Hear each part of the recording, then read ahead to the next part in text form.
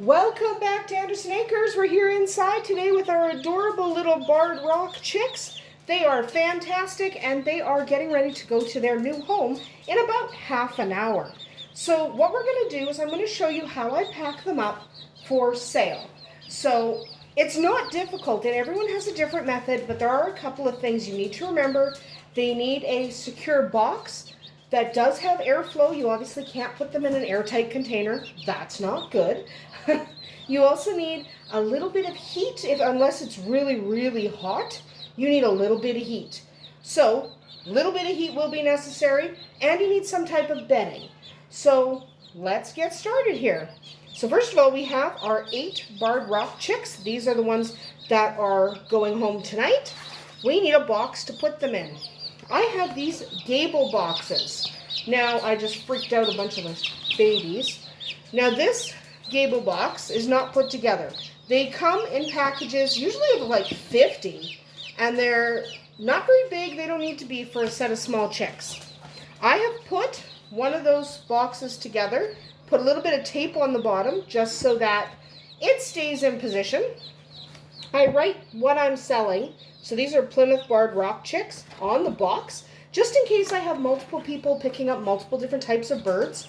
Then I can make sure I hand them the right box. So after we have our box put together and labeled, we need a heat source. Put that there.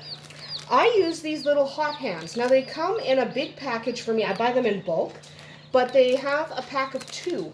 I don't need both. 2 is too much heat. So we're only going to take 1. So you leave them in the plastic packaging until you're ready to use them. The moment you open this plastic packaging, they start to warm up. And they're good for like 8 to 10 hours. So you can definitely send the chicks in their little boxes for an extended period of time. Now, one of these, not 2, you only need 1, is good for about a box that big. Okay, so a small box, you only need 1. Obviously, if you're doing larger boxes, you may need more than 1. So what we're going to do is we're going to take our HotHands and we're going to rip it open.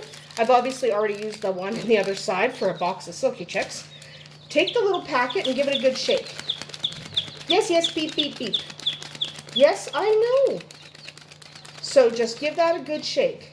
Once you've given it a good shake, you will feel it start to heat up in your hands. It gets pretty warm, so it will keep the babies warm. Toss that in the box. Now, bedding. We need some bedding to keep these guys comfortable and to keep them off that heat pack. We don't want them on the HotHands directly.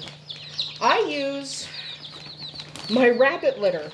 Okay, I just use my paper litter that I use for my indoor rabbits, and I put it in the box. You can use chopped straw, you can use a little bit of hay, you can use pine shavings or sand, whatever you like to use. I like to send them home with a little bit of this paper bedding. You just break it up. Vodka, you are not helping me right now. You just break it up. Put a couple of handfuls in there so that it is a layer. For 1, their comfort. 2, to keep them off that hot pad, which I can already feel is warming up quite a bit. Okay.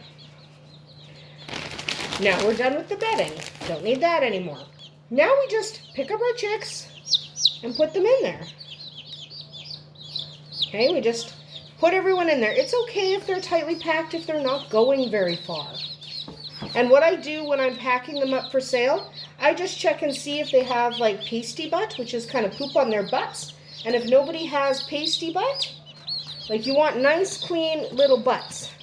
Okay, so you want nice, no, chicken butt. But you want nice, clean little butts. You don't want poopy butts. And then all we do, close this up. Remember, it's not airtight, and that's the point. I close this up like so. And she's going to want to obviously see her chicks when she picks them up, so I'm not going to fold this down yet because I'm going to want to show her chicks, but you would fold that down. And then your chicks are all ready to go.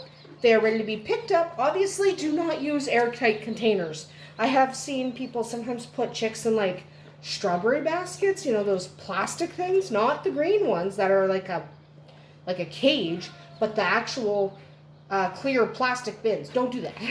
They need airflow. So this gives you plenty of airflow. There's happy little chicks. They're going to be just fine. So that is about it for us here today at Andersen Acres. It's really simple to pack up your chicks in a kind of professional, easygoing manner. These boxes are not expensive if you buy quite a few of them at once. You obviously do not have to provide a box, but it's nice if you can, because then your customers don't necessarily have to find a box to put their chicks in on the way home. But that's about it for us here today at Andersen Acres. We'll see you tomorrow.